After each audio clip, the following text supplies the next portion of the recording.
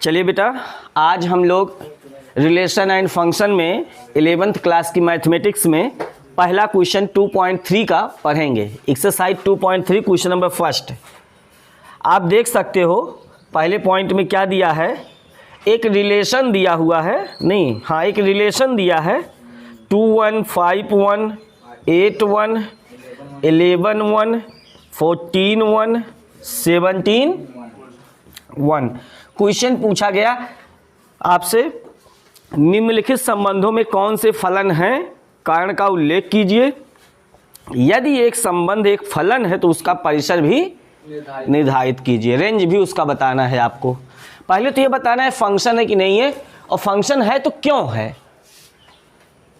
ये है फंक्शन, क्यों है?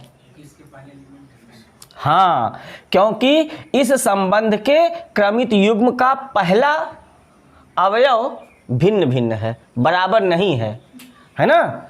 तो लिख लेंगे, यह संबंध क्या है? एक फलन है। कारण सहित बताना था, क्योंकि इस संबंध के क्रमित युग्मों का पहला अवयव या प्रथम अवयव बराबर नहीं है। ठीक है। और प्रश्न में पूछा है अगर आपका फलन हो जाता है तो आपको उसका परिसर भी बताना है। परिसर, रेंज कौन होता है? सेकंड एलिमेंट जो होता है, सेकंड अवयव जो होता है वो रेंज होता है। फंक्शन का हो चाहे रिलेशन का हो, दोनों का वही। और डोमेन फर्स्ट एलिमेंट होता है, प्रांत। तो यहाँ परिसर कौन हो जाएगा? बस सिर्फ एक अवयव ही रहेगा, क्योंकि सबका सेकंड वाला क्या है? एक है। तो हमें कई बार एक नहीं लिखना है, बल्कि उसे सिर्फ एक लिख देना है, एक अवयव में। पहला पॉइंट हो गया। दूसरा 2 1 4 2 6 3 8 4 10 5 12 6 और 14 7। क्वेश्चन में पूछा गया ये फलन है कि नहीं है। पहले तो क्या लिखोगे? यही फिर लिखना है बेटा, मैं लिखूंगा नहीं, अब आप समझ लेना, यही फिर लिखना है। यह संबंध एक फलन है क्योंकि इस संबंध के क्रमित युग्मों का पहला अवयव बराबर नहीं है या भिन्न भिन्न है, इसलिए क्या है? फलन है। तो इसका परिसर क्या हो जाएगा? इसका परिसर क्या हो जाएगा? यह फलन है। इसका परिसर 1 2 3 4 5 6 7, सेकेंड एलिमेंट जो होता है उसका रेंज होता है। हो गया? ठीक है। तीसरा पॉइंट यहाँ पे, और कारण आप लिख लीजिएगा आगे, यही चीज एकदम सेम वही उतारना है। तीसरा क्या है? 1 3 1 5 2 5 है ना।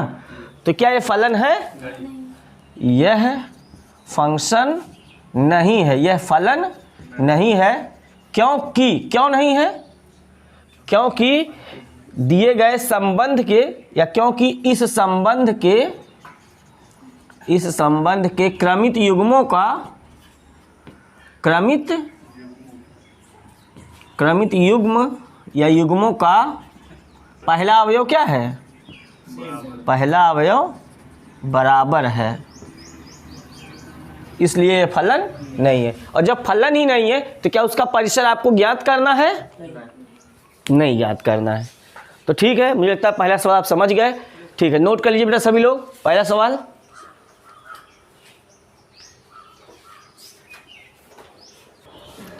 चलिए बेटा क्वेश्चन नंबर सेकंड देखते हैं इसका। ये क्वेश्चन बहुत इंपॉर्टेंट है। क्वेश्चन नंबर सेकंड, ये कंपटीशन में आता है, कोई भी आपसे ये क्वेश्चन पूछ सकता है, आपके पेपर में भी ये क्वेश्चन दिया जा सकता है। बहुत ही बेहतरीन क्वेश्चन है, इसमें बच्चे कंफ्यूज होते हैं। फंक्शन का आपको डोमेन और रेंज बताना है, और फंक्शन में कुछ दिया भी नहीं है कि ये से ये है क्या है ना। सिर्फ फंक्शन दिया है f x is equal to क्या? Minus mod of x, minus mod of x है। तो इस फंक्शन की क्या लिखा है और इसमें प्रांत वास्तविक फलनों पे, वास्तविक फलन का मतलब रियल पे, रियल मान पे आपको बताना है, रियल नंबर पे, है ना। ये फंक्शन रियल मान के लिए परिभाषित है, तो बताओ इसका डोमेन और रेंज क्या होगा। किसी भी फंक्शन का डोमेन वो वैल्यू होता है जिसे हम उस फंक्शन में रखें तो वो फंक्शन डिफाइंड करता हो, परिभाषित होता हो। किसी फंक्शन का डोमेन वह मान होता है जिसे उस फंक्शन में रखने पर वो फंक्शन क्या होता है, डिफाइंड होता है, परिभाषित होता है ना। वही वैल्यू क्या होता है, डोमेन होता है। अब बताओ इसका परिप्रांत क्या है, कौन सा ऐसा मान है जिसको इसमें हम रख सकते हैं। रखने की क्या बारी, कहाँ तक रख सकते हैं, इसमें क्या रख सकते हैं, रियल नंबर में से कुछ भी रख सकते हैं यार, सारे मान के लिए यहाँ रख सकते हैं। तो क्या हमें क्या मिलेगा, रियल नंबर मिलेगा। मॉड का मतलब आप समझते होंगे कि यहाँ -3 हो तब भी प्लस होता है, यहाँ 1 हो तब भी प्लस होता है, मतलब इसके बीच माइनस प्लस होने पर भी प्लस होता है और 0 होने पर तो 0 होगा ही। तो मिलने वाला कहाँ तक है आपको, सब प्लस में नहीं, प्लस इसकी वैल्यू होती है, प्लस इसकी वैल्यू होती है केवल, और इसके आगे तो मतलब हम यहाँ कोई भी ऋणात्मक धनात्मक 0 लिख दें, है ना, तो फंक्शन माइनस में होगा। कहाँ तक होगा, अब वो तो हमारे ऊपर डिपेंड करता है कि हम कौन सी रियल वैल्यू उसमें रखते हैं। 1.2 रखते हैं, 3.555 रखते हैं, क्या रखते हैं, -2.222 रखते हैं, क्या रखते हैं, वो हमारे ऊपर डिपेंड करता है, आपके ऊपर डिपेंड करता है। तो रखने का तो हम इसमें कुछ भी रख सकते हैं, है ना, समझ रहे हो। तो इसका मतलब हम ये कह सकते हैं पहली बात कि f(x) is less than or equal to 0। इस फंक्शन का मान हमेशा 0 से कम होगा, कब, यदि x बिलोंग्स करेगा r से, रियल नंबर से। अगर हम x कोई भी रियल नंबर रखते हैं तो इस फंक्शन f(x) की वैल्यू हमेशा 0 से कम आती है। 0 नहीं आएगा, 0 रख दोगे तो -1 गुणे 0, 0 ही तो हो जाएगा। माइनस में आना कहाँ है, 0 नहीं आएगा, 0 भी तो आ रहा है। 0 अगर रखोगे, क्या 0 रियल नंबर नहीं है, तो 0 जब यहाँ रखोगे तो -0 थोड़ी होता है, माइनस का 0 में गुणा होगा 0 ही हो जाएगा। तो या तो हमें इस फंक्शन की वैल्यू हमेशा कम मिलेगी 0 से, या 0 के बराबर मिलेगी। कब, जब हम कोई रियल नंबर रखें। तो इसका मतलब कौन रख सकते हैं, रियल नंबर। फलन का प्रांत क्या होगा, फलन का प्रांत या डोमेन आर, डोमेन तो आर ही हो जाएगा, रखने वाला डोमेन यार, रखने वाला प्रांत है। और फलन का परिसर, परिसर -इनफाइनाइट से अनंत से 0 तक, 0 भी हो सकता है। अनंत पर हमेशा ओपन इंटरवल लगता है, अनंत पर, चाहे माइनस अनंत हो चाहे प्लस अनंत हो, कभी अनंत पर क्लोज इंटरवल नहीं लगता। इंटरवल मैंने समुच्चय में पढ़ा रखा है। और 0 चूंकि 0 के इक्वल भी हो सकता है, इसलिए आपको यहाँ पे बड़ा ब्रैकेट लगाना पड़ेगा। -अनंत से लेकर 0 तक कोई भी मान इस फलन का परिसर हो सकता है, कोई भी मान हमें मिल सकता है, लेकिन 0 से बड़ा नहीं हो सकता। धनात्मक आएगा ही नहीं कभी, इसका ऋणात्मक आएगा सब का सब, चाहे जो यहाँ रख दें ऋणात्मक आएगा, चूंकि आगे ऋण लगा है, और बाकी 0 आ सकता है, लेकिन उससे बड़ा नहीं आ सकता। ठीक है, समझ गए बेटा, इस फंक्शन की डोमेन और रेंज समझ गए। चलिए पहले पॉइंट की समझ गए, दूसरे पॉइंट की समझने की कोशिश करते हैं कि दूसरे पॉइंट की डोमेन और रेंज क्या है। यही बहुत इंपॉर्टेंट है, दूसरा वाला। f(x) बराबर कितना है, √9 हमें ये देखना है कि ये फलन परिभाषित कब है। फलन परिभाषित किन किन मानों के लिए है, जिन जिन मानों के लिए फंक्शन डिफाइंड है, परिभाषित है, वो मान डोमेन है। और जो हमें मिलेगा उन डोमेन्स को रखने पर वो रेंज होता है। ठीक है, अब बताओ, देखो अगर 9 माइनस एक्स स्क्वायर ये छोटा हो जाएगा 0 से तो वर्गमूल में ऋणात्मक होने पे फलन परिभाषित नहीं होगा। हाँ, फलन परिभाषित नहीं है, डिफाइन नहीं है। कब डिफाइन नहीं है? जब 9 minus x square is less then 0। लेकिन हमें परिभाषित वाला चाहिए ना। फलन परिभाषित है जब इसका मान 0 हो, 0 या 0 से बड़ा हो। 9 minus x square is greater than or equal to 0 हो, तब उन सभी मानों के लिए फलन हमारा परिभाषित होगा। तो इससे x की वैल्यू निकालो, कितना कितना हो जाएगा। x को उधर ले जाओ, 9 minus 9 is less than or equal to x square. 9 बड़ा है, बराबर है 9 is greater than x square. 9 से बेटा, तो 9 जो है एक्स स्क्वायर से बड़ा है, तो x square is less than or equal to 9। कुछ बच्चे यहाँ से 9 को पक्षांतर कर देते हैं। 9 पक्षांतर नहीं होता। दोनों पर अभी एक चैप्टर आपका रैखिक असमीका, वो मैं आपको पढ़ाऊंगा, तो ये वाला चिन्ह वाला ये सवाल पूरा आप हल करना जान जाएंगे। फिलहाल आप समझिए, मैंने एक्स स्क्वायर को इधर किया तो 9 बड़ा है एक्स स्क्वायर से, तो एक्स स्क्वायर छोटा है कन्फर्म 9 से। तो अगर एक्स स्क्वायर छोटा है 9 से तो एक्स स्क्वायर छोटा है 9 से या 9 के, तो किन किन मानों के लिए x का मान कौन कौन सा हो सकता है जिसके लिए 9 से छोटा हो एक्स स्क्वायर का मान और 9 के बराबर हो। देखो 6 7 x का मान 6 आ सकता है। x का मान 6 2 6 36 हो जाएगा। 36 9 से बड़ा है, 9 के बराबर है। 3 है कि नहीं है? 3 त्रिका 9, 9 के बराबर है। 2 है कि नहीं है? 2 दूनी 4, 9 से छोटा है। 3 भी है, 2 भी है, 1 है। 0 भी 9 से छोटा है। -1 का वर्ग वो भी छोटा है। -2 का वर्ग वो भी छोटा है। -3 का वर्ग वो भी छोटा है। लेकिन -4 कर दोगे तो कुल मिला के हम कहाँ तक इसमें वैल्यू रख सकते हैं? हाँ, मतलब x is greater than or equal to -3 but less than or equal to 3। x का मान -3 से बड़ा हो सकता है परंतु 3 से छोटा हो सकता है। इसी मान के लिए फलन क्या है? अतः फलन की प्रांत क्या है, डोमेन क्या है? -3 से +3। -3 के नीचे देखो बराबर का चिन्ह लगा है। -3 भी बड़ा ब्रैकेट लिखा जाएगा और +3 भी बड़ा ब्रैकेट लिखा, मतलब -3 भी हो सकता है, +3 भी हो सकता है और उसके बीच का भी हो सकता है। क्लोज इंटरवल मैंने पढ़ाया है, वीडियो देखिए फिर से नहीं समझ में आता तो, कि जहाँ बराबर का चिन्ह होता है, बराबर है कि नहीं, 0 नहीं हो सकता क्या यहाँ? तो भी तो फलन परिभाषित है। ऋण नहीं हो सकता वर्गमूल में। अच्छा, ये तो हो गया प्रांत। परिसर क्या होगा? परिसर आप क्या करो, f(x) को y मान लो परिसर के लिए। माना f(x) बराबर क्या? y, तब y बराबर √9 माइनस वर्ग कर दो। क्या कर दो? तो y स्क्वायर बराबर x स्क्वायर को इधर ले आओ, y स्क्वायर को इधर ले जाओ।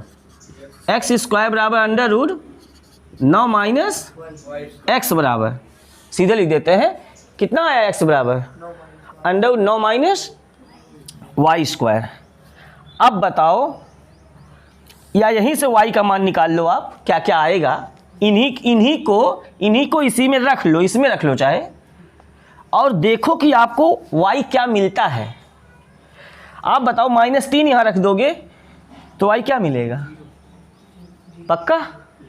-3 रखने पर।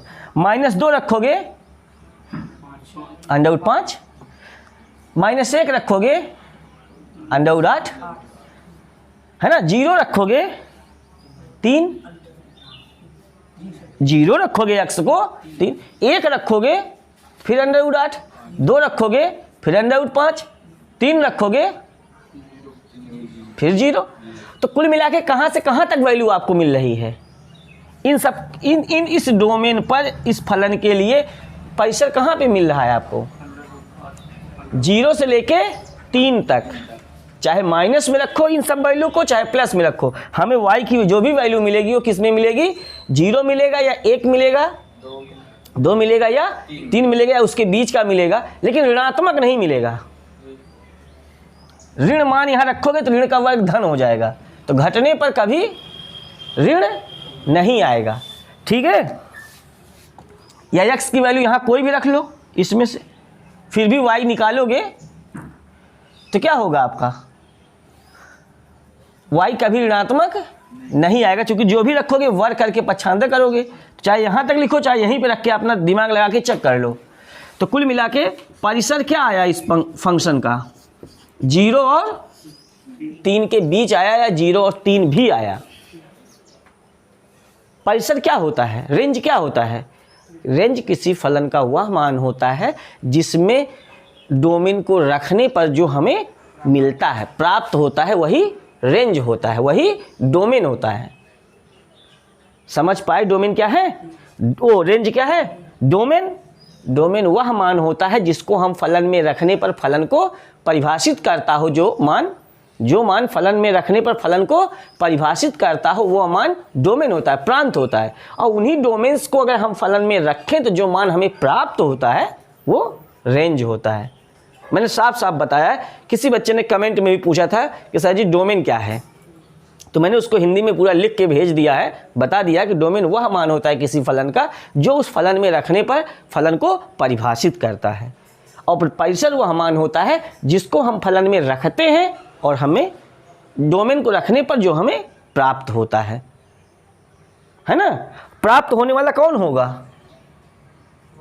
fx होगा या y होगा, x के रखने पर। ये मैंने पढ़ाया है रिलेशन फंक्शन में। ठीक है, तो मुझे लगता है ये परिसर भी आप समझ गए। थोड़ा टिपिकल क्वेश्चन है लेकिन आप प्रैक्टिस करोगे तो आपको आ जाएगा, इसलिए मैंने कहा था बड़ा इंपॉर्टेंट है। आपको ये आंसर याद रखना है, यही भूल जाता है आपको। ठीक है, नोट कर लीजिए, नोट कर लीजिए सभी लोग, नोट करिए।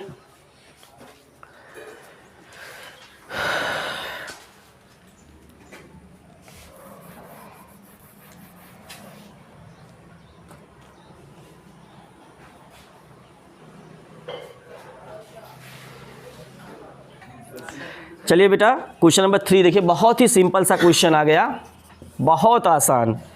fx बराबर क्या दिया है? एक फलन fx बराबर इतने द्वारा परिभाषित निम्नलिखित के मान बताइए। किसके मान? बस देखो कितना आसान है। यहाँ देखो f0 निकालना है तो fx इतना है तो f0 जहाँ x है वहाँ 0 लिख दो। कितना आया आंसर? ये 0 हो गया, 2 × 0 0 -5 आंसर आ गया। फिर क्या निकालना है?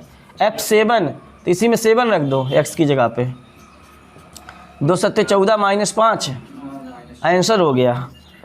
f-3 लिखना है तो जहाँ x है वहाँ -3 लिख दो, तो 2 3 6 -6 -5 ये आंसर हो गया। तो मुझे लगता है आप लोग क्वेश्चन नंबर 3 समझ गए ना। चलिए क्वेश्चन नंबर 4 भी देख लेते हैं।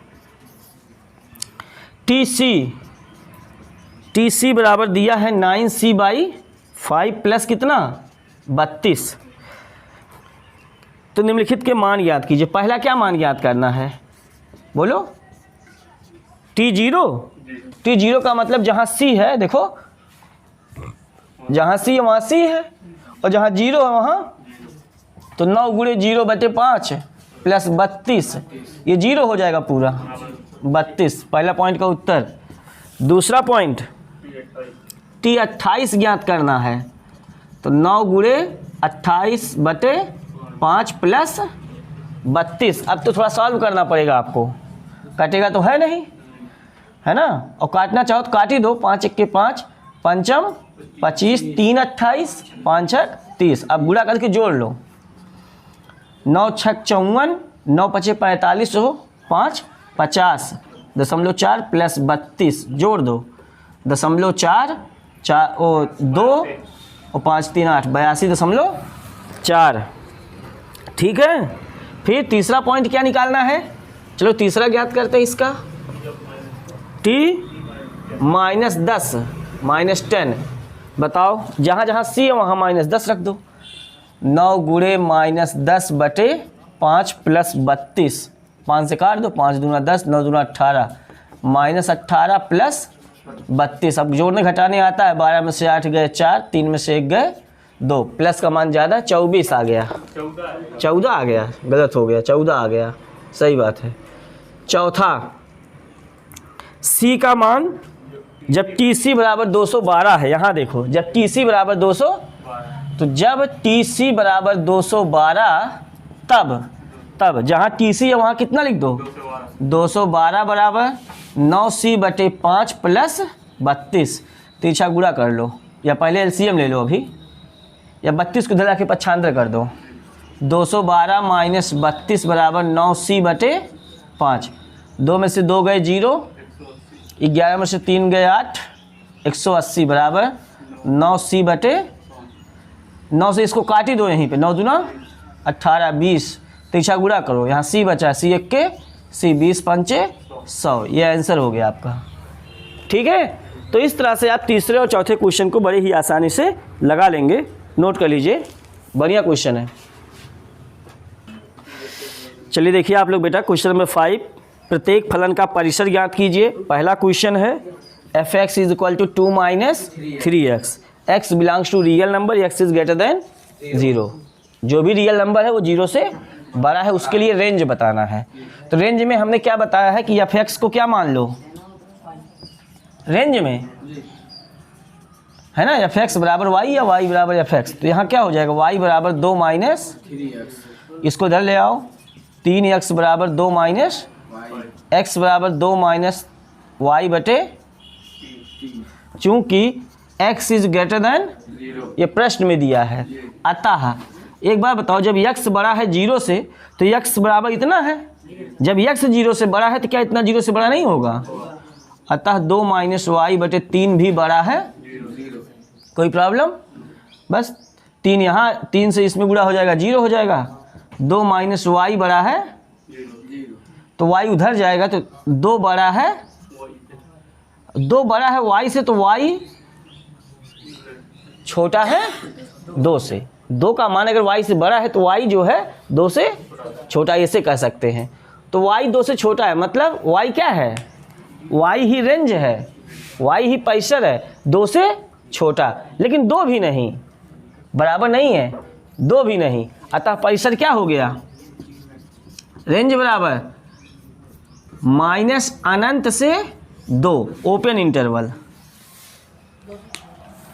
2 से छोटा, 2 नहीं, यहाँ बराबर होता तो यहाँ बड़ा ब्रैकेट लग जाता, 2 से छोटा का चिन्ह है खाली, तो इसलिए ओपन इंटरवल, खुला अंतराल, विवृत अंतराल, और इधर माइनस अनंत, 2 से छोटा सब कह रहा है ना, तो 2 से छोटा कौन हो सकता है, 2 से छोटा इधर की जितनी वैल्यू है सब, तो कहाँ तक, माइनस अनंत तक, लेकिन अनंत पे कभी बड़ा ब्रैकेट लगता नहीं है, इधर भी छोटा उधर भी छोटा, ये हो गया इसका क्या, रेंज या परिसर। ठीक है, चलिए दूसरा पॉइंट देखिए, f(x) बराबर कितना, x² + 2, x एक वास्तविक संख्या है, तब आपको बताना है क्या, परिसर। तो y बराबर कितना, माना f(x) बराबर y, तो y बराबर x² + 2, यही ना, तो क्या हो जाएगा यहाँ पे, x² बराबर y माइनस x बराबर रूट।